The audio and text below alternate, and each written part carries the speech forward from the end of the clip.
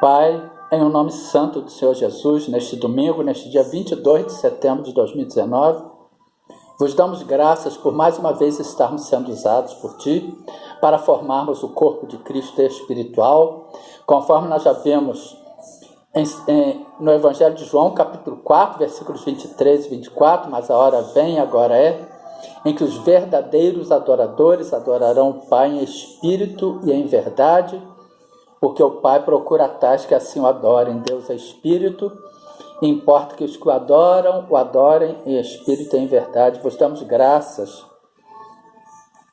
por estarmos sendo enviados por Ti a todo mundo para pregarmos o Seu Evangelho a toda criatura, formando o corpo de Cristo espiritual, com o Senhor Jesus sendo cabeça e nós, membros do corpo de Cristo. E hoje, neste domingo, neste dia 22 de setembro de 2019, amados, hoje, mais uma vez, o Espírito Santo me manda exortar ao amado irmão, à amada irmã, à amada igreja. Nós falamos também para a igreja perseguida naqueles 50 países e mundo afora, para a plenitude dos gentios daqueles 50 países, onde a perseguição do evangelho é muito grande, é muito intensa, em todos os países do mundo, e para todas as pessoas que se unirem a nós neste evangelismo espiritual, pois o nosso propósito é ganhar almas para o reino de Deus, e nós temos um compromisso com a verdade, pois é a verdade, que é a palavra de Deus revelada, vivificada a nós pelo Espírito Santo de Deus, que cura, que liberta e que faz maravilhas. Evangelho de João, capítulo 8, versículo 32. E conhecereis a verdade, e a verdade vos libertará. Evangelho de João, capítulo 8, versículo 36. Se, pois, o Filho vos libertar, verdadeiramente sereis livres. Evangelho de João, capítulo 14, versículo 6. Disse-lhe Jesus: eu sou o caminho e a verdade e a vida. Ninguém vem ao Pai senão por mim, ou a não ser por mim. Portanto, nós conseguimos chegar a Deus através da verdade, que é o Senhor Jesus. Não é através de fábula, através de contos, através da lei. Nós não conseguimos mais chegar a Deus, porque em Gálatas capítulo 3, versículo 13 está escrito: Cristo nos resgatou da maldição da lei, fazendo-se maldição por nós, porque está escrito: maldito todo aquele que for pendurado no madeiro, para que a bênção de Abraão chegasse aos gentios por Jesus Cristo, e para que pela fé nós recebamos a promessa do Espírito. E hoje é através da nossa fé, através da graça, mediante a nossa fé. A lei não leva ninguém mais a Deus, amados. Romanos capítulo 10, versículo 4, porque o fim da lei é Cristo, para a justiça de todo aquele que crê. Efésios capítulo 2, versículos 8 ao 10, porque pela graça, ou seja, pelo favor imerecido, sois salvos, mediante a fé, e isto não vem de vós, é dom de Deus, não vem das obras, para que ninguém se glorie, porque somos feitura sua, criados em Cristo Jesus para as boas obras, as quais Deus preparou para que andássemos nela. Irmãos, fujamos da lei, fujamos destas congregações que misturam lei com graça, pois elas estão trazendo maldição para a sua membresia, elas estão trazendo maldição, a maldição está vindo do altar para a sua membresia. Mas hoje nós vamos falar de outro tipo de maldição, amados, de maldições que assolam o nosso Brasil, e o povo está cego espiritualmente. Não é cego fisicamente, não, amado. É cegueira espiritual. Satanás está cegando o entendimento dos incrédulos, para que não lhes resplandeça a luz do Evangelho de Cristo, que é a imagem de Deus, a luz do Evangelho da glória de Cristo, que é a imagem de Deus, conforme está escrito em 2 Coríntios, capítulo 4, versículos 3 e 4.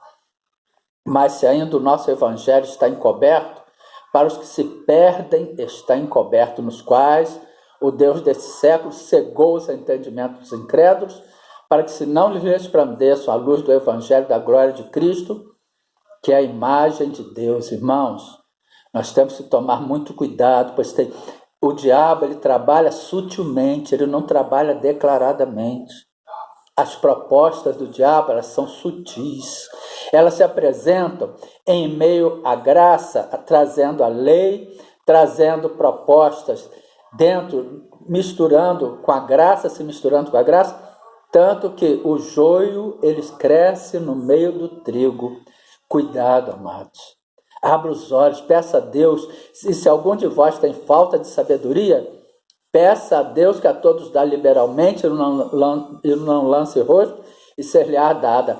Peça, porém, com fé, não duvidando. É Tiago, capítulo 1, versículo 5. Irmãos, vamos acordar. Existem no Brasil coisas, monumentos, coisas feitas pela mão do homem, imagens de escultura, obras, o protótipo do templo de Salomão, são coisas que reportam a lei, são coisas que reportam a maldição. Em Gálatas, capítulo 3, versículo 13, nós já vimos que Cristo nos resgatou da maldição da lei. E nós vamos ver, irmãos, em Levítico, capítulo 26, versículo 1. Levítico 26, 1. Não fareis para vós ídolos, nem vos levantareis imagens de escultura, nem estátua, nem poreis figura de pedra na vossa terra. E existe uma grande figura de pedra em um certo lugar do Brasil, em um certo estado do Brasil, e onde o índice de criminalidade é intenso, onde a corrupção alcançou índices absurdos, e as pessoas ficam se perguntando por quê. Irmãos, o povo colhe aquilo que planta. Gálatas, capítulo 6, versículo 7.